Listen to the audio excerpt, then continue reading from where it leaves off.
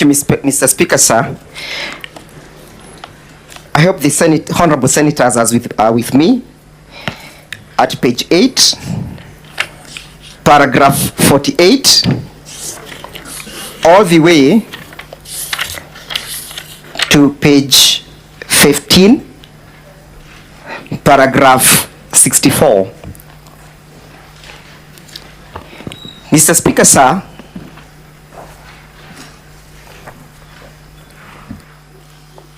the paragraphs that I have highlighted contains material facts that do not relate to the proceedings before the Senate. Number 2, Mr. Speaker, sir, the paragraphs that I have indicated mentions individuals or makes reference to individuals who are not party to these proceedings. For example, Mr. Speaker, sir, a look at paragraph 53 of the said document appearing at page 9 of the document make references to the governor of Kisii County. Further to that, Mr. Speaker, sir,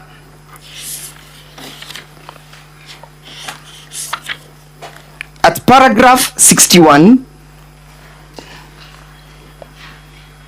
at page 13 of the document, again, the document makes reference to the spouse, that's the first lady, to the governor of Kisii County. Equally, Mr. Speaker, sir, the pages makes reference to matters of budgets, and more so paragraph 56, 57, 58, at page, all the way to page 11. Those are not matters that forms part and parcel of these proceedings.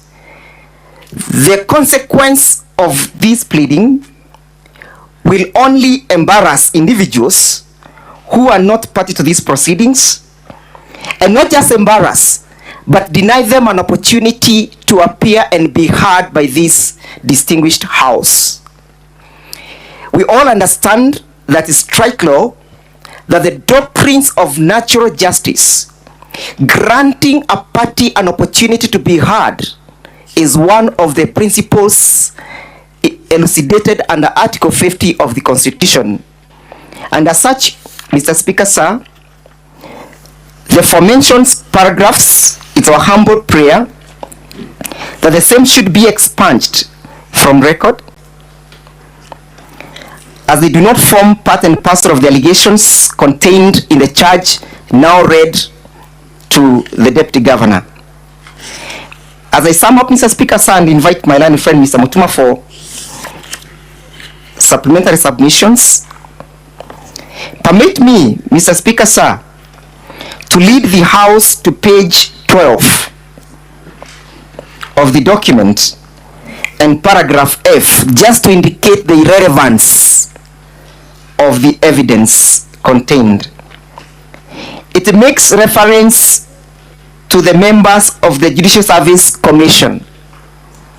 The allegations are that the Judicial Service Commission, that the effect of conducting county affairs, I may read in verbatim, and files at the personal residence is that the governor's wife attends meetings, makes inputs to official county matters, and serves as both protocol officers and deputy governor, inter alia, the Judicial Service Commission. In determining the relevance of these averments contained in the said paragraphs, we invite the Senate to interrogate the purpose of such kind of averments, the objective of such kind of averments, and whether or not they inform the charge.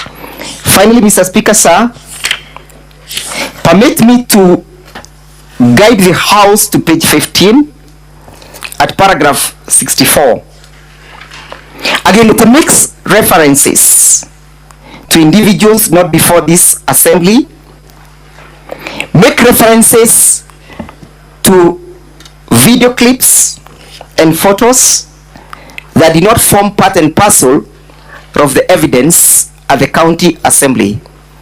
Suffice to note that during the proceedings at the county assembly, the deputy governor, beg your pardon, appeared before the county assembly and filed his response dated the 29th of February. These video clips have no relevance to the proceedings, and I'm aware that it may prejudice the senators' determination as to the relevance of these video clips because they have not yet been played. We had the opportunity of reviewing them, analyzing them, and made an opinion to which we invite the honorable senators to hold that they have no relevance. It may perhaps be paramount, or it perhaps may be important for those clips to be played for the senators to determine their relevance when determining to expurge the said paragraphs. With your kind permission, Mr. Speaker, sir, permit me to invite Mr. Mutuma for further submissions.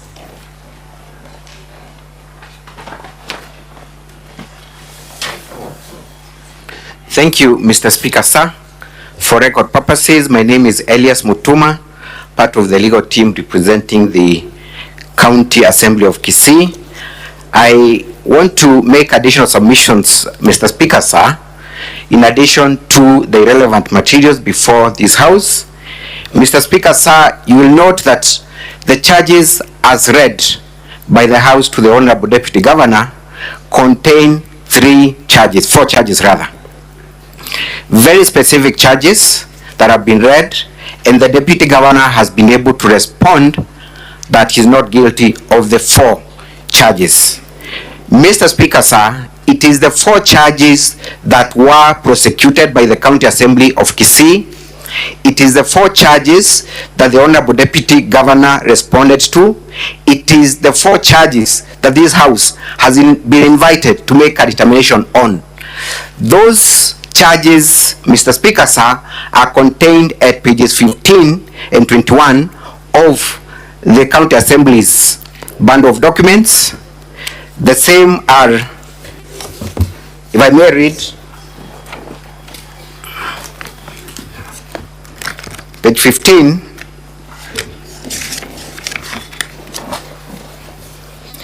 page 15 contains the motion. Page 16, we have the first charge, gross violation of the Constitution or any other law. Charge number 2 is contained at pages 18, abuse of office. Charge number 3 is contained at page 20, crimes under national law. And the last one is contained as gross misconduct in the same page. Now, Mr. Speaker, sir, in response to those charges, the Honorable Deputy Speaker, or the Honorable Deputy Governor of Kisii responded through a response that has been filed in this court, in this Senate, and he has introduced a raft of other charges that he has created for himself and made a response to them. Those responses are the following.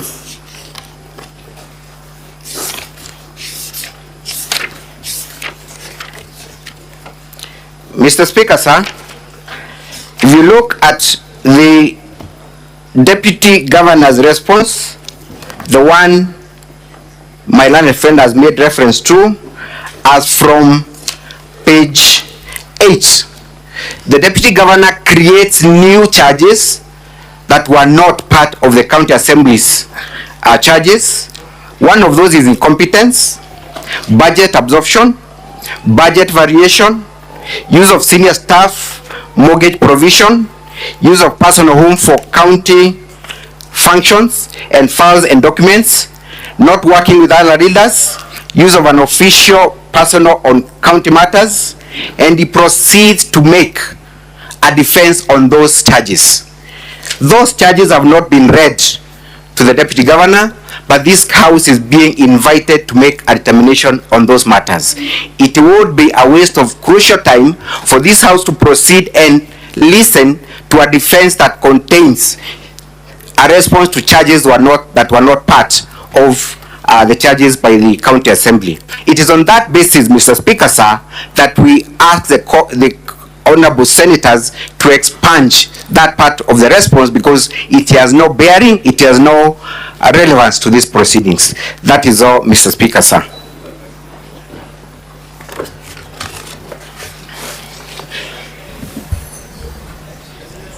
The side of the County Assembly, are you done with your opening statement?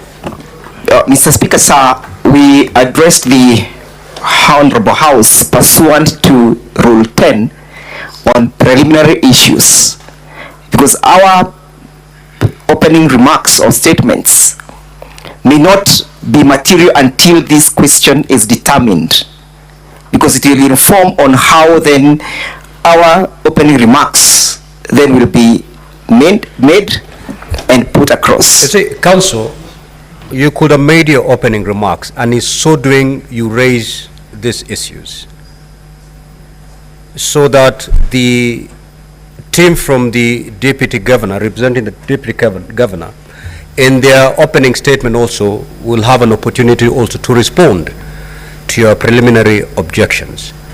And thereafter, then the Senate will make a determination on those issues. I am well guided, Mr. Speaker, sir, but as a practitioner, I think I'm so fixated to the court proceedings, which dictates that preliminary issues ought to be addressed first, so that. Very well. If that is your position, then have your seat.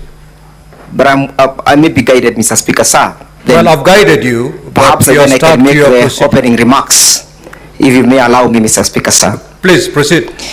Mr. Speaker, sir, I'll take the first 10 minutes, then I'll share with my colleagues in respect to the opening remarks.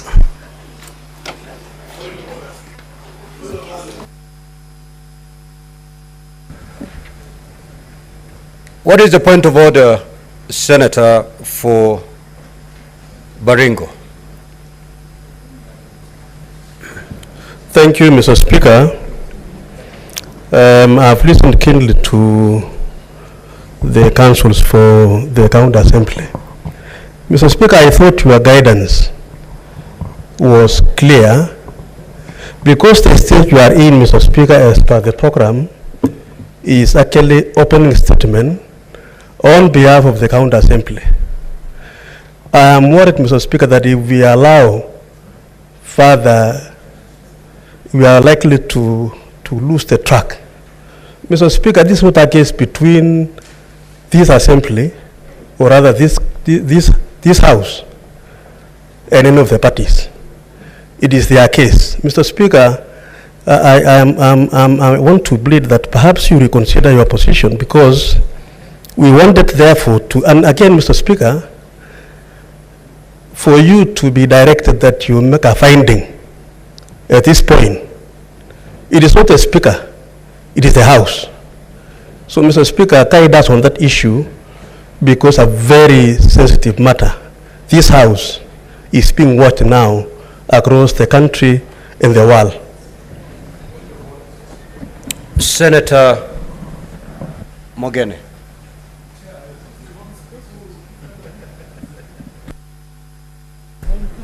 Yes, Mr. Speaker. Senator Sifuna, you don't have to beg. I will give you an opportunity. Yeah, Mr. Speaker, maybe just to assist counsel for the County Assembly. You know, I thought his opening remarks would have given him an opportunity to summarize for us, senators, what the case for the County Assembly is, so that he sets the stage for us to make a following.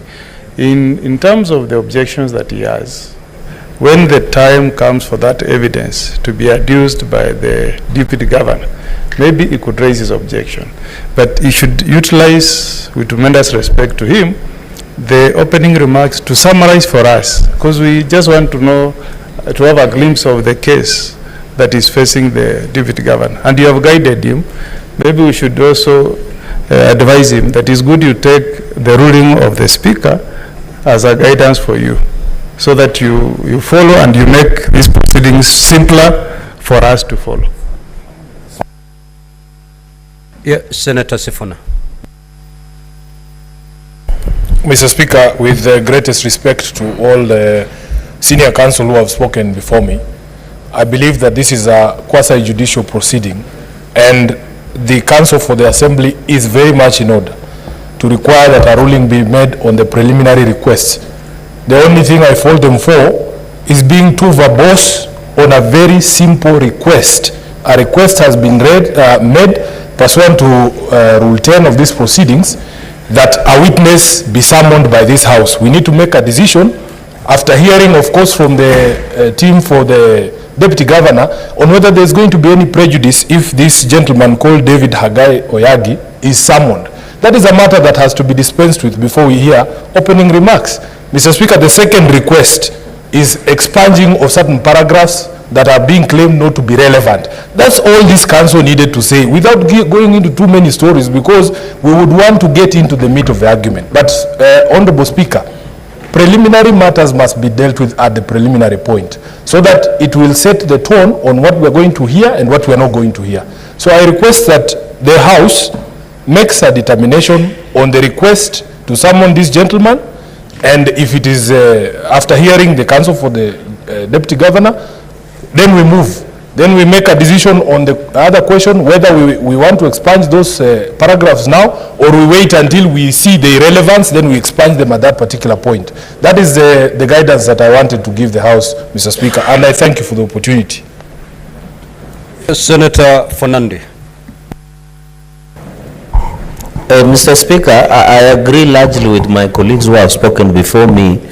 We needed to either we allow the councils for the county assembly to make opening remarks, but I thought, Mr. Speaker, as a tradition and precedent, we always dispense of the preliminary objections. And on the issue of expunging the paragraphs that they have requested, the summoning of witnesses, Mr. Speaker, I thought you should have guided them so that we dispense of. But now the question should be, when you invited them to speak for 30 minutes, was it on the aspect of their opening remarks, Mr. Speaker, or was it on the aspect of raising preliminary objections? Because in my thinking, it would have allowed that the preliminary objections are raised, dispensed of, and then now it sets down for the engagement. And in the opening remarks, my colleague, Mr. Speaker, they should have given us an overview of their case.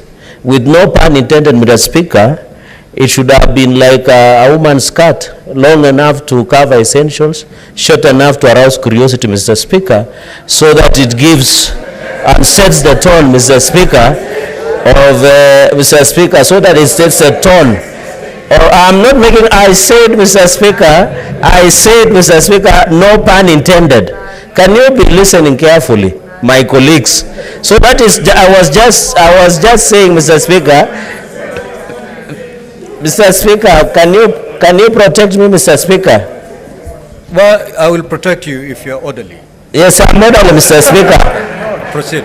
I'm orderly, Mr. Speaker, because I was saying in opening remarks, Mr. Speaker, it should be something that is long enough to cover essentials and something short enough to arouse curiosity. And that is what is all about the opening statement, Mr. Speaker. So my request, allow us to raise the PO, dispense of the preliminary objections, then allow them to give them their opening remarks, and I've given them a simple advice, and I hope they will take it. Thank you, Mr. Speaker. Honorable Senators, allow me to guide the House as follows.